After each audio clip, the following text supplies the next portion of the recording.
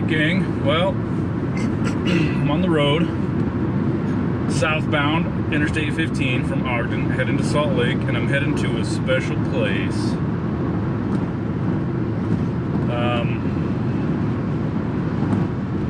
So, while I have a little bit of time on my hands here, thought I'd ramble on a little bit about my decision and justification for my purchase of this rather large, big purchase item. Probably because I'm gonna get a lot of questions about whether or not I really thought this through, and whether or not I really need something like this, or whether or not it's a very wise decision. So, you know, I thought I'd take a chance here and ramble on for a while about just why exactly I think that this is a good decision, and what I'm looking forward to about it, and what has led me down this path to choosing this item here.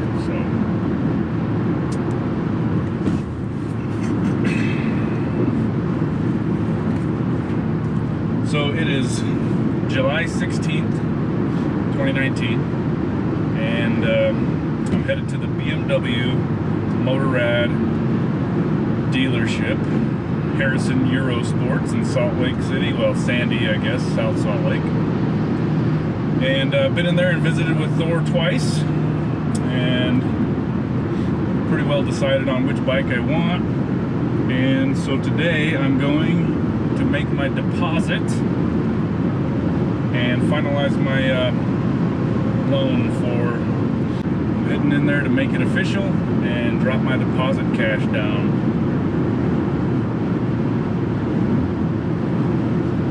So what is it about this adventure bike that I think I need to have one? Well, there's a lot of reasons. There are countless reasons, but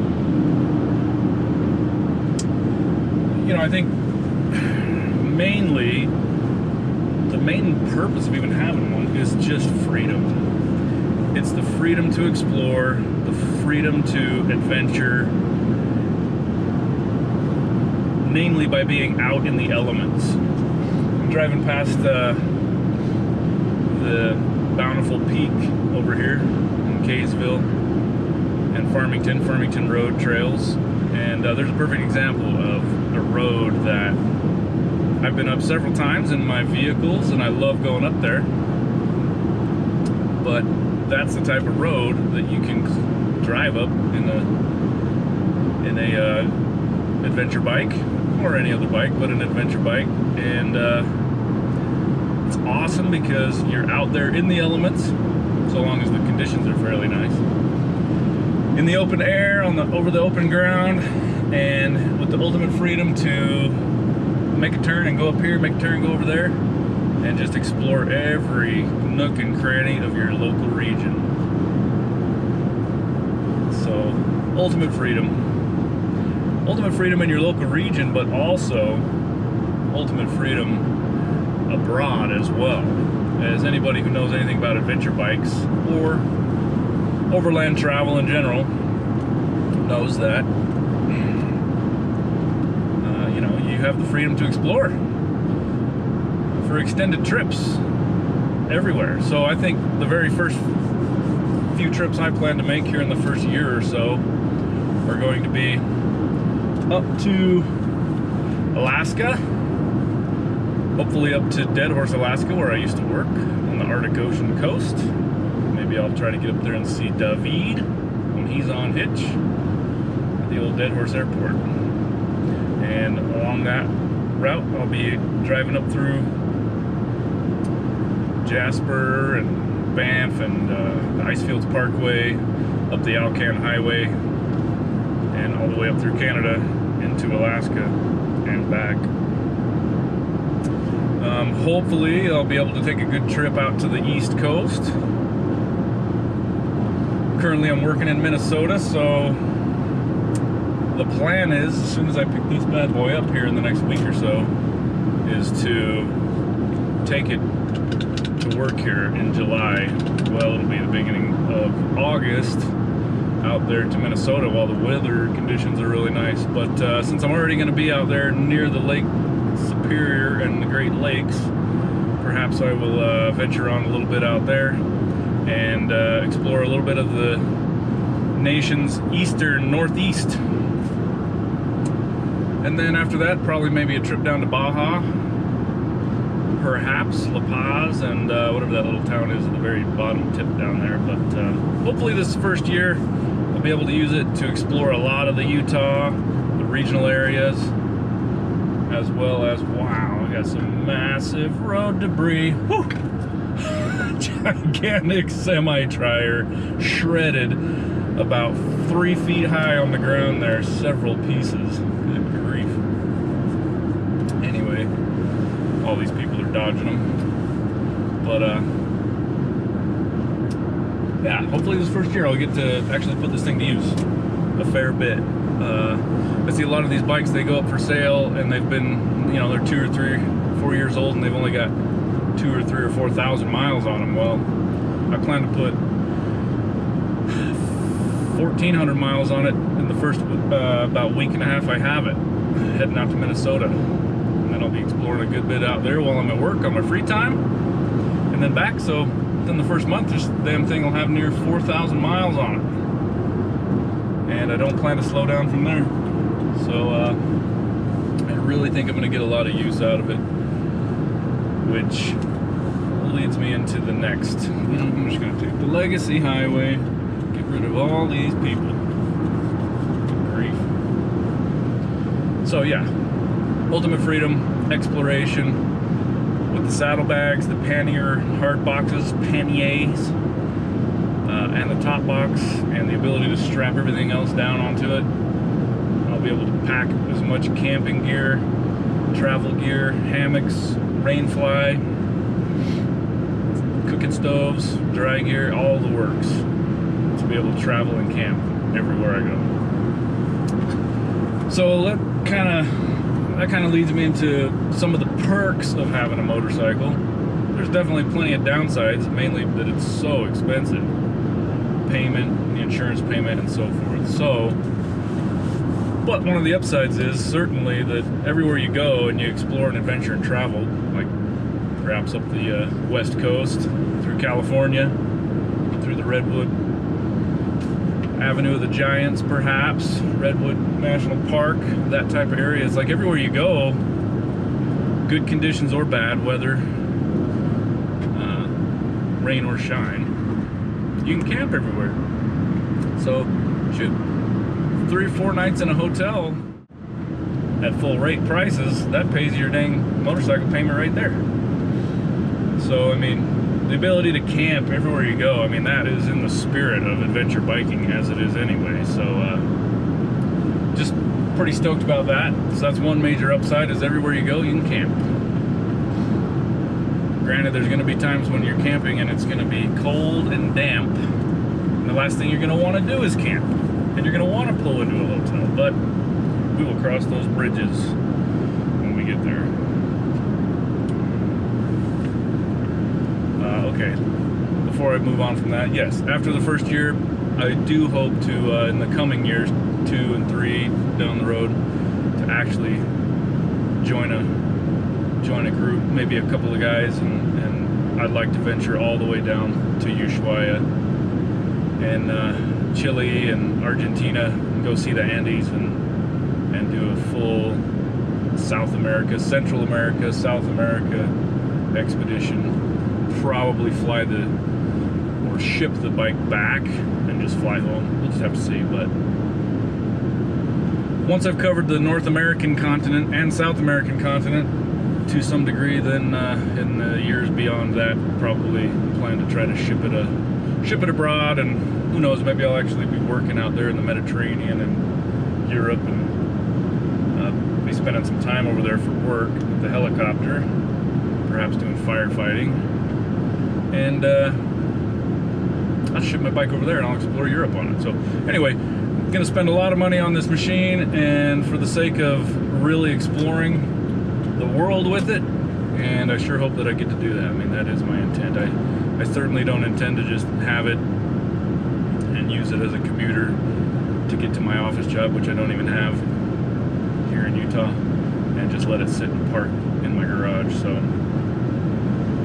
it's definitely going to get to see some use if I can swing it over the life of this bike. All right, so aside from camping everywhere you go and the money you save on hotels,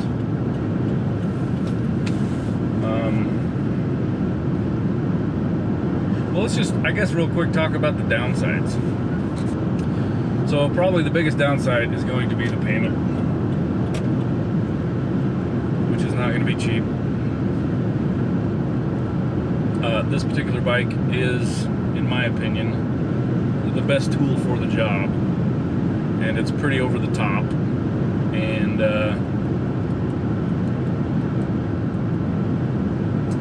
but I do believe it's the best equipped bike for what I intend to do with it. So with that,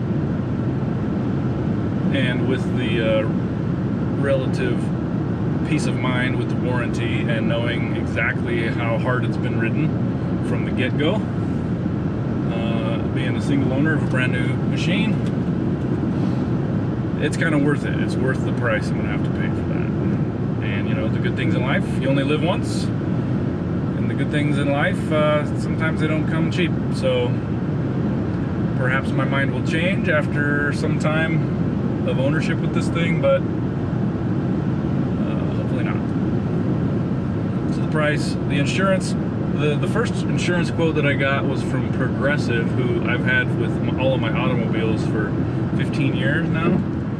And I think that the gal gave me an incorrect quote. She didn't seem like she knew what she was doing, but she told me it was going to be $158 a month to insure this brand new bike. So that was ridiculous. When I told that to Thor, he's like, whoa, that's crazy. Check around. So I checked around. The insurance is going to be just about $60 a month.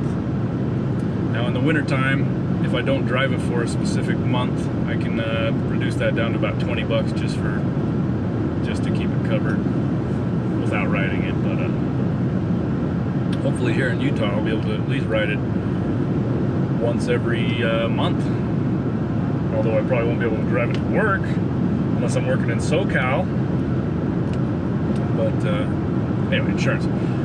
At tires, I think tires is going to be kind of a downside. Fortunately, there's only 2 instead of 4. So my daughter and I did the math the other day and figured out how many tires I have amongst all of my vehicles. Most people probably have 4 tires. Maybe they have a set of winter tires, so it makes it 8. I have 30, 36, 38 tires between winter tires, summer tires, all my vehicles, her vehicle, my wife's car, everything. It's some freaking, now if I add these 2 and 4 tires with this motorcycle, that's some 40 tires that I've got to maintain. That's kind of ridiculous, but I gather that these tires, you know, they come in different compounds and whatnot, but they only last 4, 6, maybe 9,000 miles, depending on what you're doing. So tires are going to be an expense that is a regular downside as well. What else? What else? Okay. The inability really to drive it in the winter in the harshest conditions, of course. But fortunately, I live out here in the Intermountain West desert, so even in the middle of winter, a lot of times after the storms move through, it's we get above freezing. You know, the roads thaw out, they dry out. We don't have a storm for several days, and we get up into 40 degrees, low 40s. So I've never ridden a bike in 40-degree weather. I'm sure it's freezing, but supposedly if I dress for the occasion, I should be able to make it. But so not being able to use the machine year-round is kind of a downside, where people like folks down in Texas, in the south, where I used to live, maybe not so much of a deal. What other downsides are there? Okay, it's dangerous. You're exposed out there to all of the dangers of the road, and the consequences are extremely high, from anything from dismemberment to debilitating, paralyzing to death. So it's major risk factors. But those are risks that you have to take, and I am taking a motorcycle safety course, which is just kind of the ground zero for the foundation of motorcycle safety. And there's just not anything else that you can replace experience with. You just got to have experience. So I am a rather, or I can be a rather conservative driver, and I intend to be always anticipating danger around every corner, being as cautious as I can, and defensive driving, and leaving myself an out all the time. So try to mitigate that by not being a reckless, crazy person, and hopefully manage the dangers as best I can.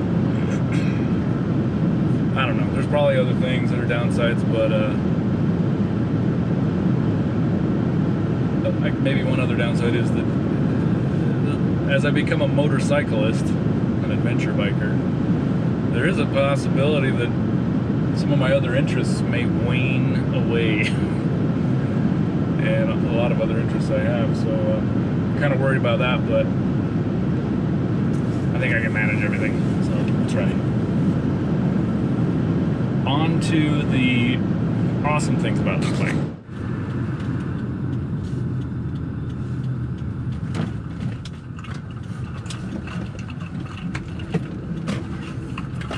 All these awesome people getting awesome motorcycles.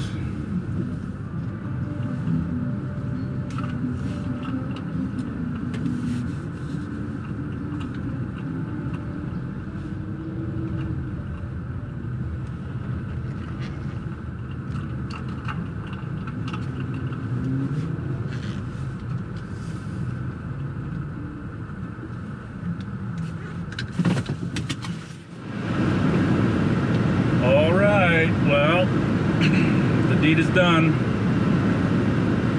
I just spent about 3-4 hours at BMW,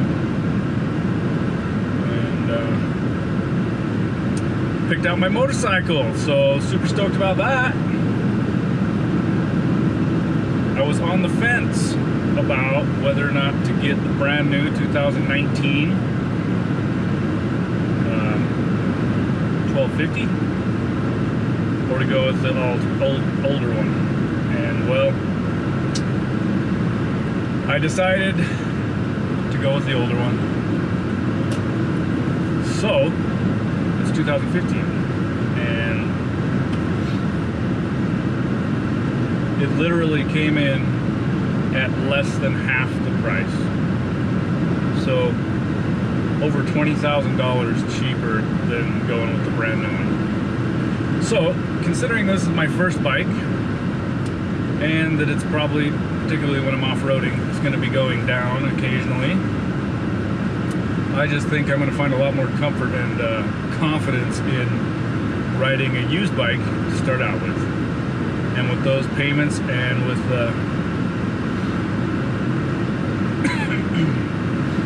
with that much less of a cost, this is gonna be the bike to do it on. So tomorrow, I'm gonna go pick it up.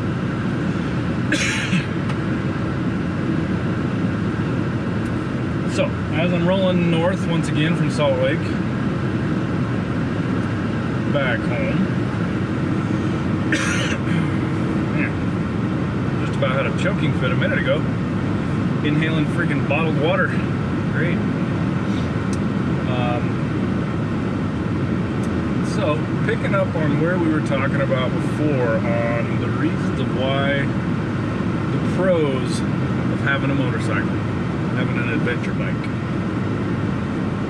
and my rationale and justification for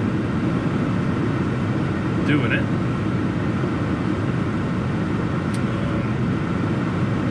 Well, I mean, I could list off things endlessly, but to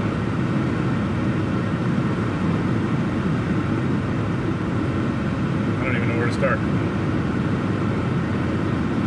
Let's just start with I've always wanted one. I've always wanted a motorcycle. The first motorcycle that I wanted was the first motorcycle I almost bought was when I was a private in the Army 20 years ago, maybe 18 years ago. And one of my pilots was selling his bike, and it was a Honda VFR, something or other, 450 maybe. That's what it was. He wanted like $3,500 for it, and I was all jazzed up, wanted to go get a loan for it. Could not afford it. Could not even afford a $3,500 loan for my first bike. We were pretty strapped with a young family, and so kind of went on the back burner. And over the last 20 years, you know, all my friends have gotten bikes. Different sorts of bikes. Everybody has different types of bikes, and I've always wanted every different one of them. But even though I've always wanted a cruiser, I've always wanted kind of a Honda Shadow. I'll take a Harley. Harleys are badass.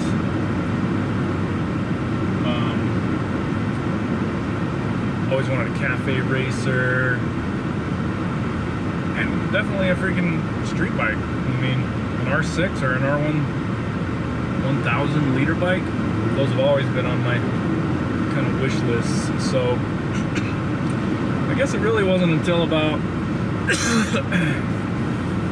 don't know, 6 or 7 years ago that I even did the BMW Adventures. Never mind, I take that back.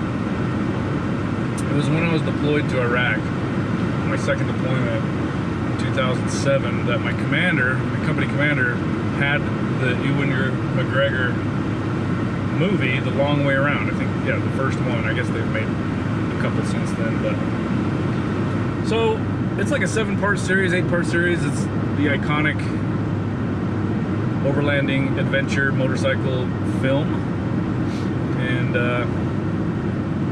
it definitely made an impression on me back then. So that's when I came to know of the BMWs or any of the adventure bikes for overland travel. And coming from a Land Cruiser background, having multiple Land Cruisers currently,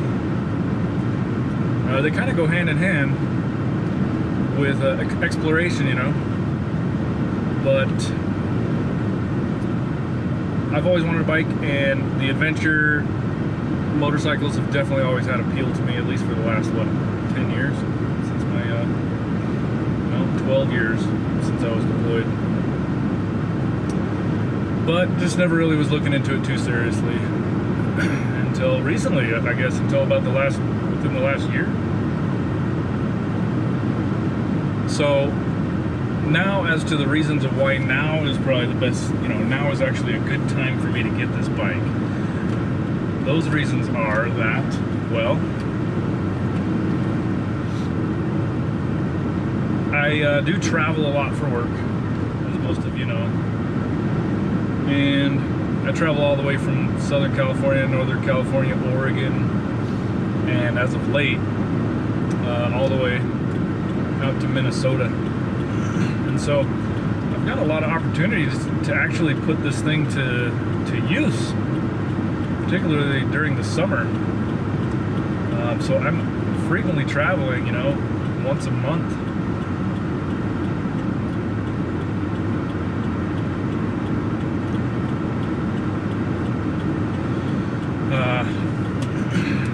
You know, every 2 weeks, one way, 2 weeks go by, I come back the other way. So got a lot of opportunities to actually use it, and not really totally sure where I'll be from 1 month to the next. I mean, I have relative certainty of where I'll be for a few months at a time, but so being that my work takes me away from home a lot, it's kind of hard to leave home with just a bag of luggage and live out of a hotel without something of your own, without your own stuff. So I'm always tempted to drive my Land Cruiser, and occasionally I have, or one of my cars, so that I have some of my things, so that I can do my stuff while I'm at work. It's kind of hard to hang up your lifestyle for 2 weeks at a time and just hang that up on the, you know, on the hanger when you walk out the door to go to work. Put your entire life on hold. So, you know, I try to do a lot of things when I'm at work on my off times, just as I would if I was here at home in Utah. So wanting to have some of my things, my camera equipment, and just something, you know, of my stuff with me is a major factor. And it's kind of impractical for me to drive a V8 powered Land Cruiser, or even my inline 6 powered Land Cruiser, 1,300 miles or 900 miles each way with just me in it. I mean, that's kind of excessive. It's kind of, you know, polluting and a little unnecessary. So I tend to not do that. So by having a motorcycle, it's just built for one person, maybe a passenger, but I can have that, which is my thing, which is a thing to do most every day when I'm at work. Go for a motorcycle ride, on-road, off-road, explore everywhere around where I'm at. And with the saddlebags, you know, I'll be able to load it up with, as I was saying earlier, all the camping gear and all the bushcraft and woodsy stuff that I like to do. And I'll actually just have a piece of, you know, piece of me with me wherever I go. So it'll feel like I have a sense of I belong, you know, where I'm at, I actually belong to a degree.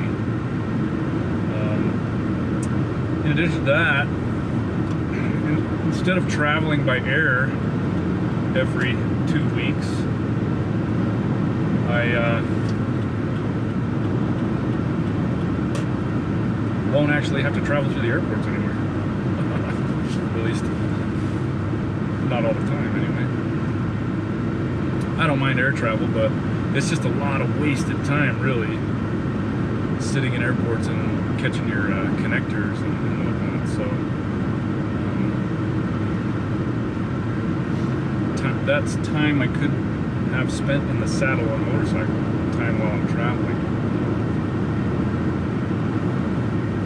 One of the biggest perks of the travel situation I'm in is that my company pays for mileage on my vehicle equal to up to the equivalent of the fare of the airline tickets, so they pay my mileage, which is fair for them and fair for me.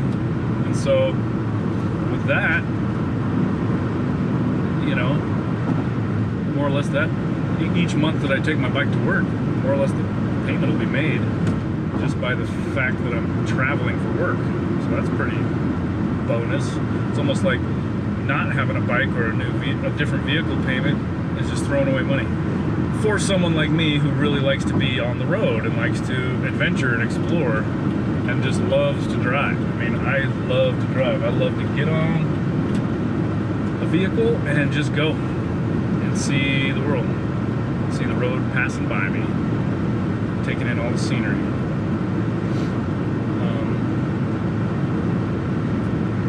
So that kind of segues into, additionally, I've wanted, you know, I've been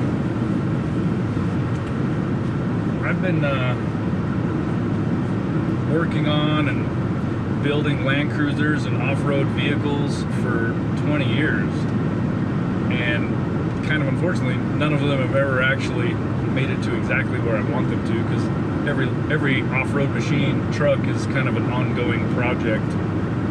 And when you have as many as I do, well, those projects tend to go a lot slower than maybe if I only had one. The point is that, yeah, like, I'd like to have a brand new Land Cruiser, or maybe a couple-year-old Land Cruiser.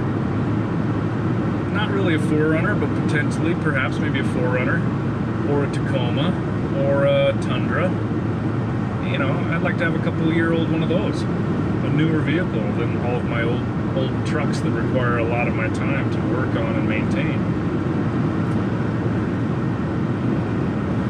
Speaking of which, you know, as I said, I spend a lot of time tinkering and turning wrenches on my rigs. A lot of time. Because they're older, and I enjoy it. It's a labor of love, but they're always needing something. And so, as a contrast, this motorcycle, more or less, won't really need much wrenching on at all. It's built, it's ready to go. It goes, you give it some service, change some oil. You might have a breakdown here and there, but it's not an ongoing, constant maintenance issue. So that in itself is kind of a major perk. The mechanical aspect of not having to, you know, just turn wrenches constantly in order for me to have a vehicle to go and adventure and explore. So that's a major factor in itself too, as a side note. But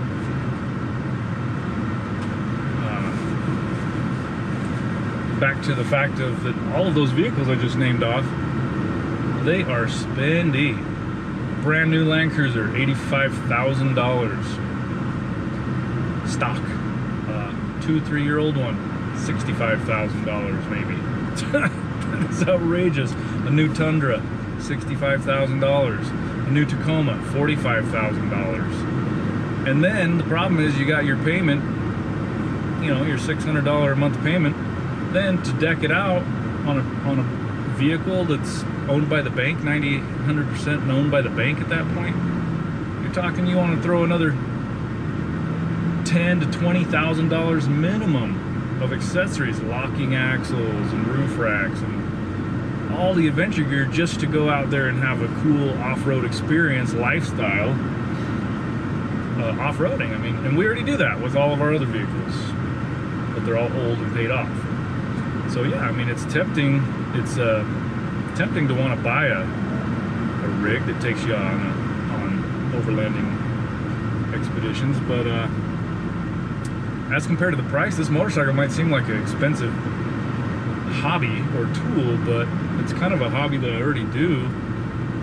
And honestly, I tend to do it a fair amount on my own as it is.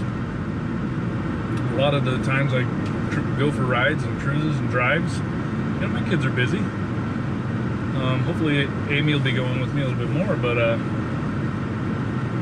having the bike as a single person vehicle, it's just going to open up the opportunity to do that so much more. And price wise, to buy a tool like this motorcycle, which kind of it is the Swiss Army tool in many ways. I mean, it does everything, and you can take it anywhere, and you can load it up with anything out of the box without needing a whole. I mean, that's what it's designed and built for. You don't have to take a base model truck and then build it into something that's outrageously expensive. So that's pretty awesome. I mean, it might seem extravagant to have a bike like this, but I'm pretty stoked that I just saved myself $20,000 off of the brand new one. But you know, in comparison to those vehicles, it's a no-brainer. Obviously, it's obviously the right choice. So you know, I don't know where to begin or where to end, but those are some major factors as to why now is the time for me to get this bike, and what I'm looking forward to about it. And I'm just super stoked and freaking anxious. Tomorrow at noon, I'm supposed to go back and pick it up. Right now they're detailing it, they're servicing it, and can't wait to show you what it looks like tomorrow. So stay tuned. And once this happens, you know, this YouTube channel is more or less going to turn into a motorcycling vlogging channel. Hopefully I got some good stories and good journeys to document and share with all you folks. So thanks for staying tuned, and hope you get a bike, or if you got one, I hope to join you sometime. And I hope you're as stoked as I am, and stoked for me as I am. Oh shit, here comes one right here. Oh, that was a little R1200, yeah. Nice. Alright. Here we go. Till next time. Till tomorrow. Laters.